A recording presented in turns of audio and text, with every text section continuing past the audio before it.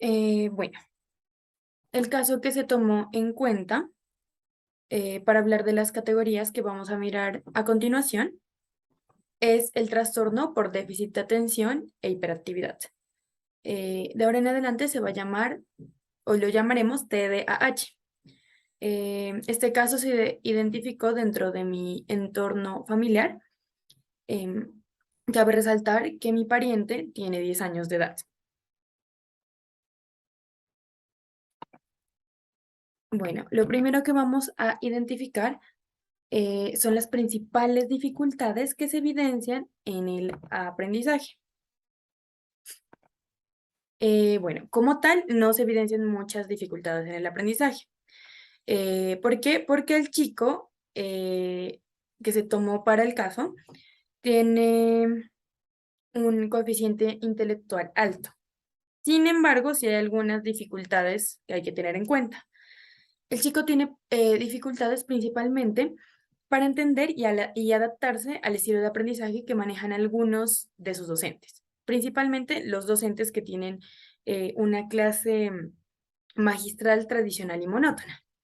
¿Por qué? Porque este estilo de clase hace que el niño no sea un participante activo de la clase. Entonces, de por sí, este trastorno viene acompañado de algunas actitudes, entre esas está que al chico le cuesta quedarse quieto.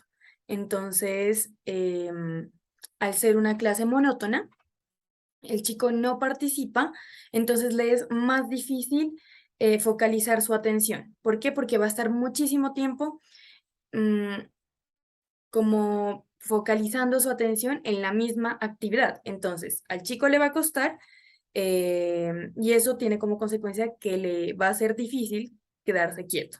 ¿Listo? Por la poca participación que tiene dentro de la clase.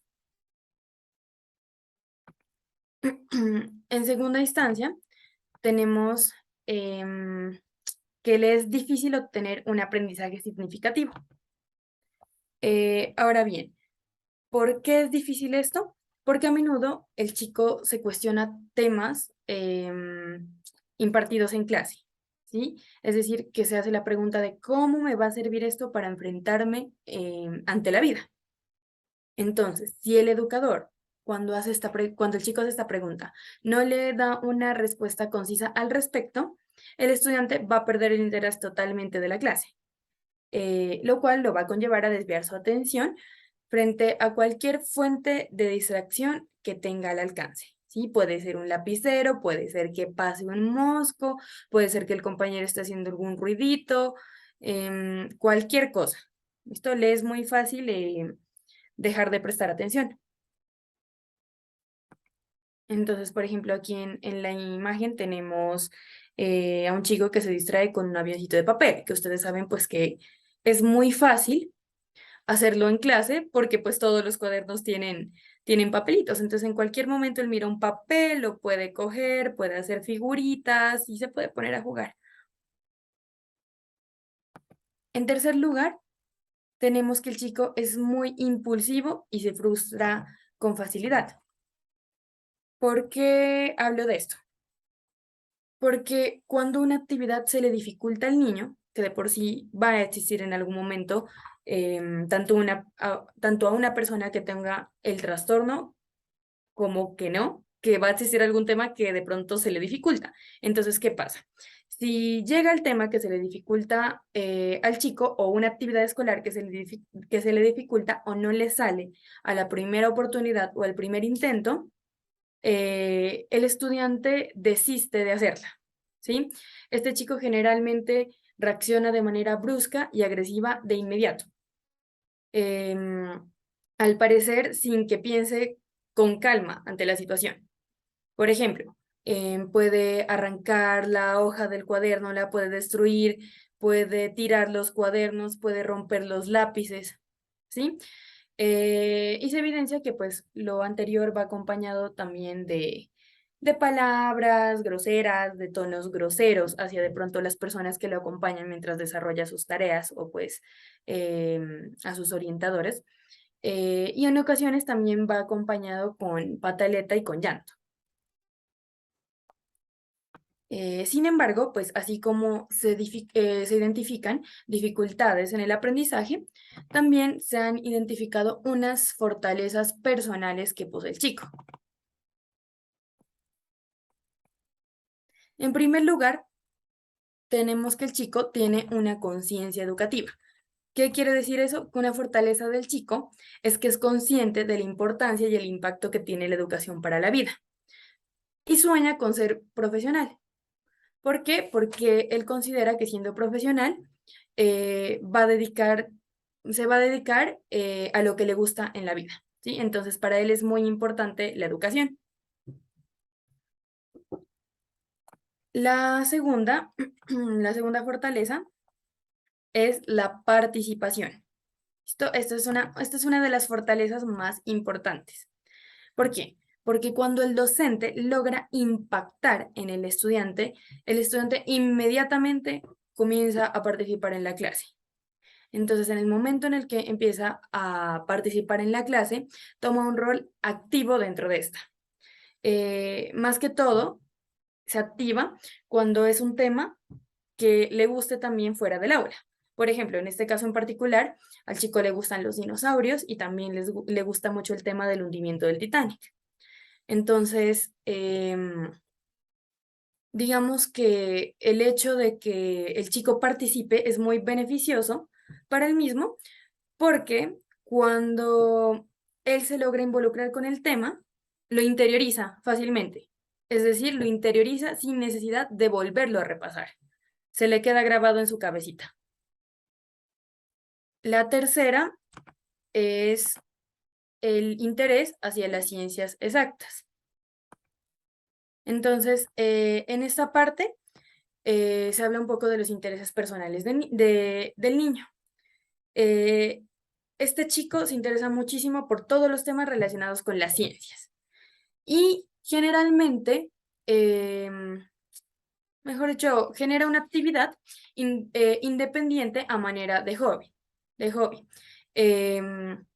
en donde el chico investiga, se informa y consulta información con respecto a los temas que le interesen. Entonces, muchas veces este tipo de investigación le permite adelantarse a los temas que le enseñan en su colegio y asimismo puede adquirir una postura crítica frente a los mismos, ¿sí? Entonces, por ejemplo, si ya llega el profesor y habla sobre un tema que él de pronto ya investigó, él da su opinión y dice, mire, profe, yo pienso lo siguiente, confronta al profesor, lo cual es bueno porque incentiva mucho el pensamiento crítico.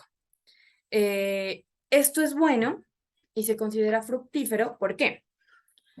Porque como no es una actividad generada por la presión de una nota baja o de una nota alta, o sea, el hecho de que le pongan esa presión de que si no lo hace va a tener una mala nota o si lo hace va a tener una buena nota, em, es como difícil, ¿no? O sea, ya como que predispone al niño. En cambio, en este caso, como no es una actividad que genera esta presión, ni tiene como esa obligación de la responsabilidad que genera el colegio, le es más fácil concentrarse, interiorizar el tema investigado, ya que lo hace porque le gusta y no porque le toca o porque le obliga.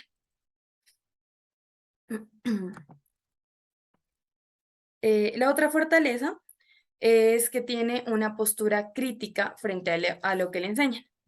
Entonces, en este sentido, como se mencionó anteriormente, el niño es un estudiante muy exigente frente a los conocimientos que imparten los docentes.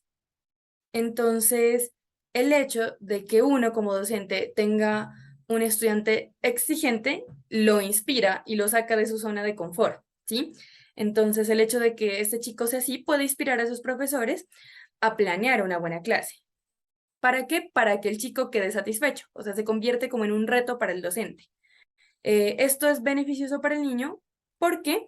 Porque primero adquiere una postura crítica frente a la educación y segundo, el hecho de que tenga ese nivel de exigencia permite que los profesores se desenvuelvan de una manera más eh, académica o como más exigente, por decirlo así, consigo mismos, garantizándole así una educación de calidad. Bueno, ahora continuamos con los factores de riesgo para el manejo y la superación de dichas dificultades. Y entonces de pronto aquí vamos a hablar de qué es lo que va a hacer o va a dificultar que el chico de pronto supere esas dificultades que miramos al principio. La primera es que no existe un buen seguimiento por parte del colegio en el que estudia, ¿sí? Entonces, también como se mencionó en la parte en donde hablábamos de las dificultades, el niño, de este caso, tiene una necesidad de tener una educación innovadora, ¿sí? Y fuera de lo tradicional. Entonces, esto saca de la zona de confort a los profesores y pues requiere que entiendan su caso para que puedan descifrar su forma de aprender. Eh, pues esto generalmente se hace a partir de la flexibilización curricular. Sin embargo, al chico de este caso no se le hace ninguna flexibilización, a pesar de que el colegio sí está enterado de su diagnóstico. Entonces, este es un factor de riesgo porque puede generar barreras en el aprendizaje del chico. ¿Por qué? Porque no se está contemplando ni su ritmo, ni sus necesidades, ni sus potencialidades. Em, También es un factor de riesgo que las pausas activas, en el caso del chico, no son funcionales. Si bien las pausas activas son una estrategia relativamente nueva en el sistema educativo e innovadora, en el caso de este chico en particular, no funciona. ¿Por qué? Porque si antes de la pausa activa el niño estaba concentrado, la pausa no sirve para que el chico descanse, sino que va a ser una fuente de distracción. Em, ¿Qué tiene como consecuencia esto?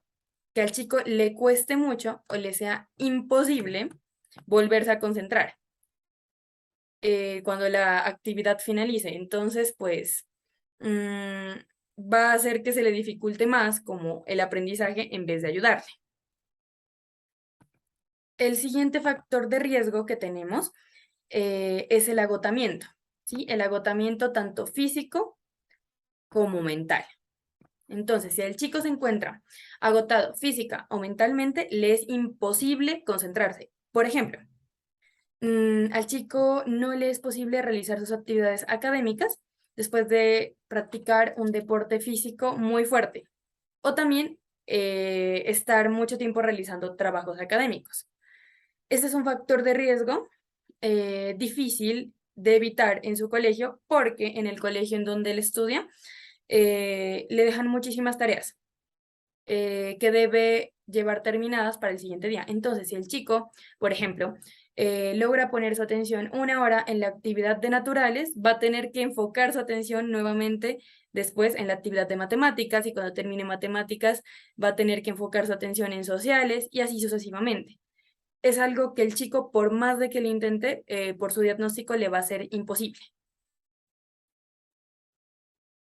Y pues de pronto se va a frustrar con ello, ¿no? Em, y pues bueno, puede que le traiga problemas con sus orientadoras o con las personas que le ayudan a hacer los trabajos. ¿Por qué? Porque estas personas necesitan que el chico se concentre, pero el chico no puede, por más de que lo intenta, no puede. El siguiente factor de riesgo que encontramos para este manejo y la superación de las dificultades es la educación tradicional. ¿Por qué es un factor de riesgo? Porque la educación impartida en el colegio en donde estudia el chico, y pues también la mayoría de colegios de la ciudad y del país, lo podría decir, tienen una educación que es tradicional, en donde la atención va enfocada únicamente al docente. Entonces el docente puede estar hablando por horas y horas y horas y horas solo, y el chico va a estar distraído, le va a costar muchísimo mantener su atención ante este tipo de clases. Y el último factor de riesgo que encontré es que tiene orientadores poco pacientes. ¿Por qué es un factor de riesgo, no? Porque las personas que apoyan al chico en sus tareas del colegio a veces son impacientes.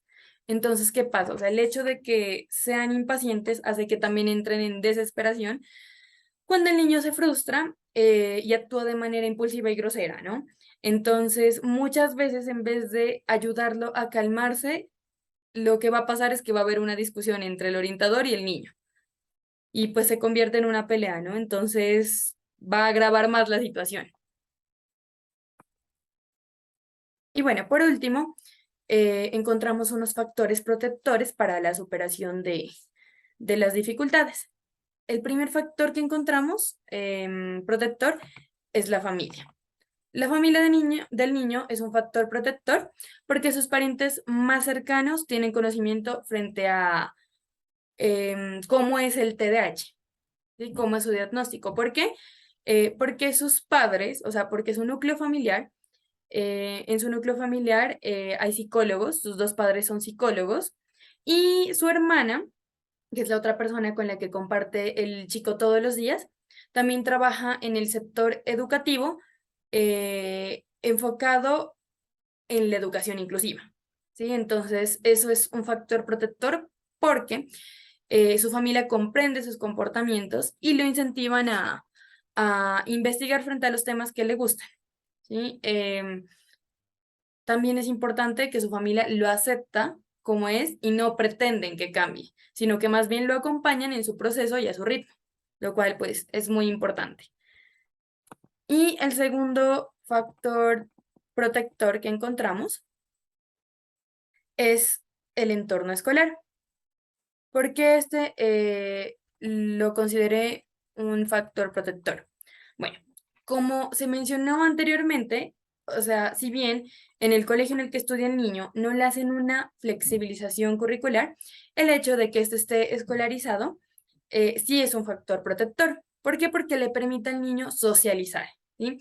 Compartiendo tanto con pares, es decir, los niños de su misma edad, o con adultos.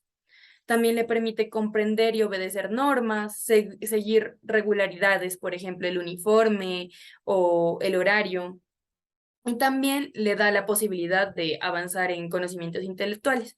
Entonces, por eso se lo consideró un factor de protección. Con respecto al entorno comunitario, no se lo consideró un factor un factor o como un entorno protector, porque el niño tiene pocas redes de socialización por fuera del ambiente familiar. Entonces, por fuera del ambiente familiar y por fuera también del ambiente escolar. Él no está haciendo más actividades aparte de los relacionados con los ambientes, pues, del colegio o de su casa. Y tampoco tiene muchos amigos por fuera del colegio, por lo que de pronto es un factor como a mejorar. Y bueno, teniendo en cuenta todas las categorías de las que hablamos anteriormente, eh, diseñé 3 estrategias pedagógicas para apoyar al niño del caso presentado. La primera es que los profesores, bueno, cabe resaltar que estas estrategias se pueden aplicar en cualquiera de las materias del colegio, sí, puede ser en sociales, en educación física, en matemáticas, ya cada docente la va a adaptar a su área. Entonces, la primera son los datos curiosos. En esta estrategia se propone que las temáticas que se trabajen con el niño, en las temáticas o dentro de las temáticas, se busca incluir datos curiosos que inciten a- al chico a la investigación. ¿Por qué? Porque cuando hay este tipo de datos, al estudiante le llama la atención y entonces va a hacer que se interese en el tema. Si se interesa en el tema, se va a conectar con él, va a poder concentrarse, va a poder aprender y va a poder focalizar su atención y que lo interiorice más rápido, ¿sí? Entonces también le puede dejar como esa curiosidad de que llega a su casa y se pone a consultar y de pronto a partir de ese datico puede empezar a interiorizar más cosas que tengan que ver con el tema. Entonces es una muy buena estrategia. Dentro de este caso en particular, puede ser algún dato curioso que incluya los dinosaurios o algún tema relacionado con el Titanic, porque son temas que le gustan mucho al chico. la segunda estrategia pedagógica para apoyar al caso del niño presentado es la información puntual y concisa. ¿Por qué? Pese a que el estudiante tiene un pensamiento crítico para su edad, se debe procurar que las actividades no sean tan largas y que la información que se brinde sea puntual y concisa. O sea, si bien se debe explicar bien y dar ejemplos de las cosas, la idea es que el docente busque dar o explicar el tema a partir de una idea concreta, ¿sí? Y se la finalice también pues de una forma concreta. ¿Por qué? Porque el estudiante interioriza la información corta, ¿sí? La idea es que sea significativa, pero que no sea muy larga. Porque si la información es demasiado larga, pasa lo contrario. Es decir, que al estudiante em, se le disuelve la atención, que pues es lo que no queremos. Y la tercera estrategia es con respecto a las pausas activas. En esa estrategia se busca que las pausas activas sean al inicio o al finalizar la hora. No en la mitad de la clase, porque este tipo de pausas pueden generar una dificultad para focalizar la atención. En cambio, si es al inicio de la clase, el estudiante pues va a estar fresco, va a estar motivado para empezar a prestar atención al tema, o si es al finalizar, pues el estudiante como que va a descansar y va a estar preparado para su siguiente clase, ¿sí? No van a llegar los dos conocimientos de una, sino que pues va a tener una distracción, se va a relajar un poquito y después ya puede volver a focalizar su atención en un nuevo tema, en este caso pues en una nueva materia. Ahora bien, eh, ¿qué pasa en el cerebro de un niño que tiene TDAH o está diagnosticado con TDAH?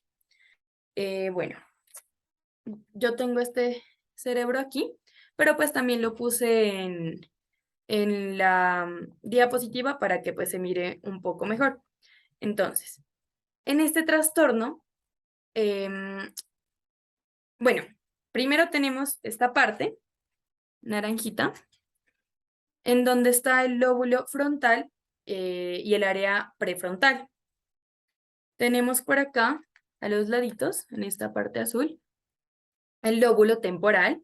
Por aquí, en este lado moradito, tenemos el parietal y por acá tenemos el occipital. Bueno, ¿qué es lo que pasa con este trastorno? En este trastorno hay un compromiso neurofuncional, ¿sí? En este caso, la zona prefrontal, que es esta de aquí, y pues bueno, que también está en la diapositiva. La zona prefrontal se encuentra inactiva o está muy bajita en actividad. Y pues recordemos que esta zona es la encargada de las funciones cognitivas superiores. Por ejemplo, la toma de decisiones, el razonamiento, el pensamiento estratégico, la capacidad de filtrar y de organizar la información. eh, y bueno, esta también pues está la parte de la atención, de la memoria, etcétera. Y por otro lado, al chico no le funciona la red de función ejecutiva.